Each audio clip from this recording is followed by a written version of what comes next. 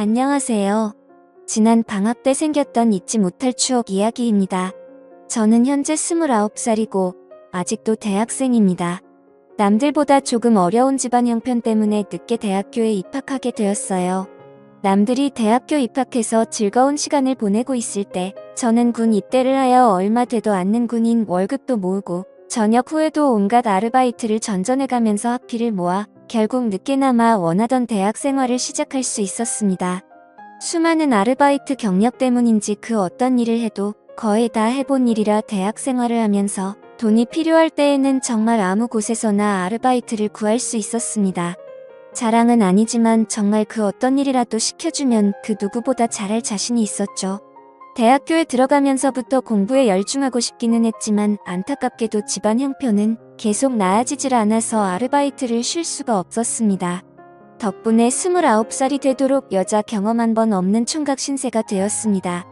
하지만 그런 저도 탈출할 수 있었는데 일터에서 만난 40대 유부녀와 있었던 일입니다. 제가 그 당시 모자란 학비 덕분에 아르바이트로 평일 저녁과 주말에 식당에서 일을 했습니다. 아무래도 규모가 큰 식당이다 보니 일하는 분들도 정말 많았죠. 저는 들어온 지는 얼마 되지 않았지만 아무래도 여태까지 쌓아온 알바 경력 덕분에 일처일 전부 다 맡아서 하게 되었어요. 특히나 여름은 한참 성수기 때라서 일손이 모자란 식당에서는 대규모로 아르바이트를 추가 채용했습니다. 저는 경력을 인정받아 새로 채용한 사람들에 대한 기본적인 교육을 담당하게 되었어요. 교육을 담당하게 되자 방학 동안만 잠깐 아르바이트를 하기로 했는데도 매니저라는 직책을 받았습니다. 내키진 않았지만 돈을 더 준다니 그냥 했습니다. 하지만 성수기에 가게는 사람들을 가르쳐주면서 하기에 정말 바쁘더라고요. 회전이 중요한 바쁜 식당이었기 때문에 교육이라고 포장했지만 완전히 다 배우고 나서 일을 시작하는 게 아니라 장사를 하면서 이것저것 가르쳐줘야 했기 때문에 가끔은 2사람, 3사람분의 일을 하고 있다는 느낌이 들 정도로 제 정신이 쏙 빠지더라고요. 그 중에서도 가장 손이 많이 가는 건 홀서빙을 담당하던 그녀였습니다. 나이는 40살 저보다 10살이 넘게 차이가 나는 그녀였지만 처음 일하는 사람이라고 출근한 날에 찾아와 인사를 나누게 되었을 때 저와 나의 차이가 그만큼이나 날 거라고는 상상도 하지 못했죠. 그도 그럴 것이 처음 가게 안으로 들어올 때 아줌마라고는 생각이 들지 않을 정도로 화려한 모습 때문이었습니다. 화장을 거의 하지 않았는데도 얼굴에 나이가 들어 보이는 모습이 하나도 없었고 단 하나 웃을 때 입가 주변에 생기는 팔자주름이 있었는데 그마저도 너무 자연스러운 보조개같이 보였으니까요. 홀서빙 일이 안 어울릴 것만 같은 모습에 저도 속으로 저분이 홀서빙 일을 잘할 수 있을까 싶었는데 역시 이런 일을 해보는 게 처음이라고 하더라고요. 아예 일이란 걸 해본 적이 없는데 둘째가 학교에 들어가면서부터 생활비가 조금 모자라게 되어서 일을 시작했다는 사실을 알려주더라고요. 저야 그 무렵부터는 이런 일 저런 일 다 해봤기 때문에 비록 또래 여자친구나 캠퍼스에서 만나는 나이 어린 여자들과는 잘 친해지진 못하더라도 저보다 나이 많은 사람들이 나이 일터에서 만난 사람들하고는 쉽게 친해지는 능력 같은 게 있어서 그 당시에 새로 일을 시작한 사람들하고는 순식간에 친해질 수 있었습니다. 그녀와도 처음에는 서먹서먹했는데 성수기가 막 시작되기 직전 가게가 아직 조금 여유가 있는 시절에는 이것저것 알려주면서 하다 보니 금방 친해지게 되었어요. 조금 친해졌다고 은근슬쩍 저에게 말을 편하게 놓기 시작하더라고요. 제가 아르바이트긴 하지만 당시 직급상 매니저였기 때문에 조금 불편하긴 했지만 아무것도 모르는 듯한 순진무구한 눈으로 저를 이름으로 부르는데 미모 때문에 마음이 두근두근했기 때문일까요? 그런 서글서글함이 저보다 나이가 10살이나 많은 유부녀라는 생각이 들지 않을 정도로 귀여웠습니다. 그렇게 알게 모르게 그녀의 매력에 흠씬 빠져들고 있었던 것 같네요.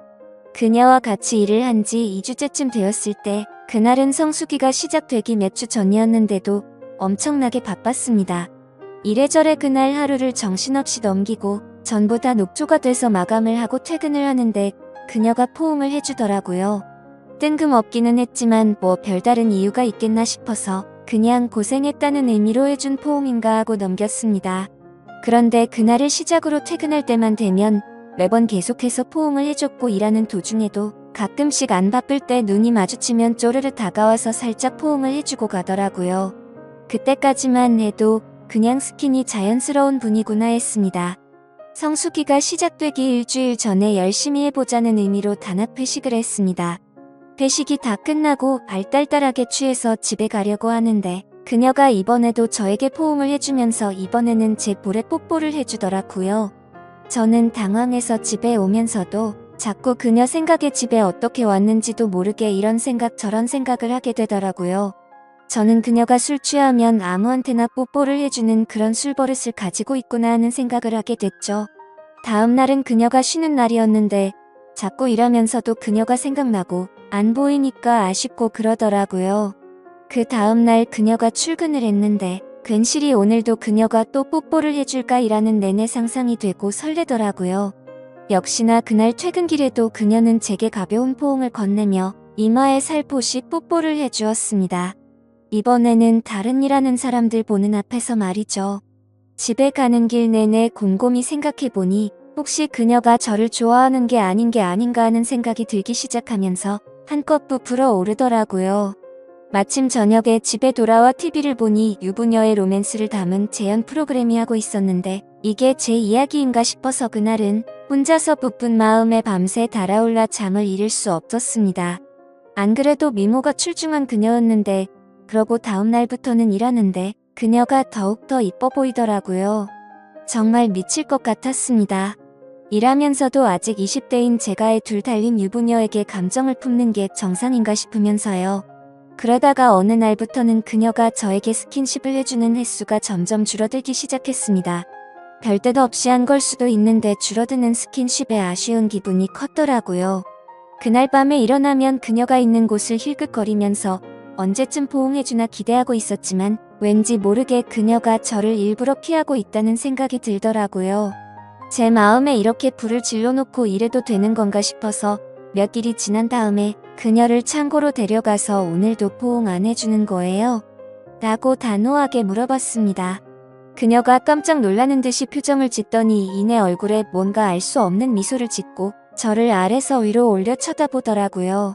한쪽 입술을 꽉 깨물고 저를 똑바로 쳐다보더니 그래서요 라고 존댓말로 대답했습니다.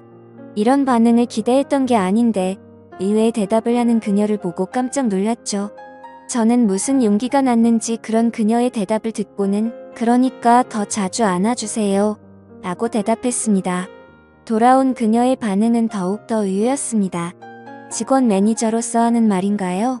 아니면 남자 대 여자로 하는 말인가요?